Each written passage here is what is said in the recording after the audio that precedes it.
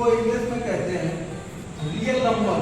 Real number के बारे में सबसे पहले हमें परिभाषित करना होगा कि रियल नंबर होता क्या है। रियल नंबर होती है वह संख्या जो या तो परिमेय हो या अपरिमेय हो, ऐसी संख्याएं रियल नंबर या वास्तविक संख्याएं कहलाती हैं। संख्याओं को जानने से पहले हमें ये जानना आवश्यक होगा कि कौन कौन सी संख्या है। जैसे प्राकृतिक संख्या, प्राकृत संख्या जिसको हम नेचुरल नंबर कहते हैं, इसको W के द्वारा हम प्रदर्शित करते हैं। नेचुरल नंबर क्या होते हैं? वे नंबर जिनसे हम संख्याओं को गिनते हैं, गिन के संख्या को ज्ञात करते हैं, 1 2 3 4।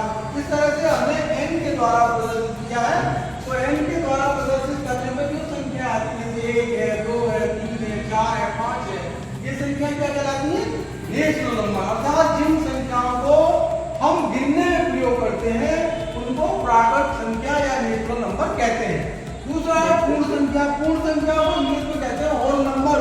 होल नंबर क्या होते हैं? होल नंबर में क्या करते हैं, जो प्राकृत संख्या उसमें जीरो को और जोड़ देते हैं तो वो प्राकृत संख्या बन जाती है। इस प्रकार से सेकंड टर्म है पूर्णांक। पूर्णांक क्या होते हैं? पूर्णांक इंटीजर उसको कहते हैं। यह दो प्रकार के होते हैं, धनात्मक और ऋणात्मक। इनको हम z के द्वारा प्रदर्शित करते हैं। z प्लस, इसका मतलब है +1 +2 +3 +4। इस तरह के संख्याएं जो आती हैं वो धनात्मक इंटीजर कहलाती हैं, अर्थात धन पूर्णांक कहलाती हैं।